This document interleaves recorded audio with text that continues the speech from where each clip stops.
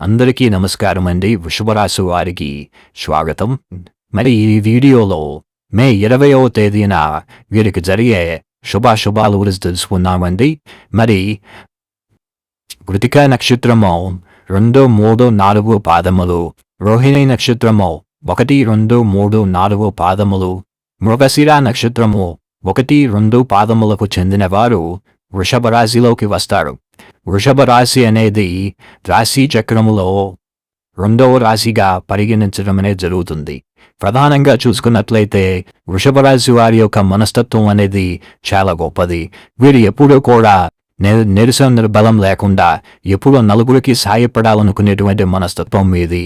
ఎక్కడికి వెళ్ళినా ఏం చేసినా ఒకళ్ళని ఆశించే అలవాటు మీకు లేదు.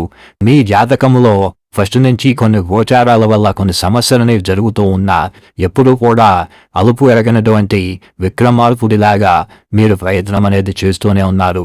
అలాగే ఈ యొక్క మే 20వ తేదీన మీకు సంబంధించిన కొన్ని విషయాలనే ఉన్నాయి. ఈ రాశి ఫలాలు ఇప్పుడు మీకోసము ఈ యొక్క రోజు ఫలితాలనేవి తెలియజేయడం అనేది జరుగుతుంది. ఈరోజు విద్యాపరంగా ఊహించిన ఫలితాలు రావచ్చు.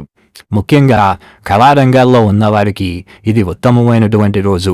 చదువుపై ఆసక్తి అనేది పెరుగుతుంది. గమనించవలసిన విషయం అవగాహనతో చదవాలి. అలాగే గబగబా కాదు, కొంచెం నిదానంగా చదివితే చాలా మంచిది. ఈరోజు విద్యాపరంగా చాలా బాగుంది. ఉద్యోగస్తులకు ఇది మంచి ఫలితాల రోజు. కొత్త ప్రాజెక్టులో భాగస్వామ్యం అవ్వడము, ప్రమోషన్ గురించి సమాచారం రాకపోవచ్చు, కానీ గ్రౌండ్ వర్క్ చేయడానికి బాగుంటుంది.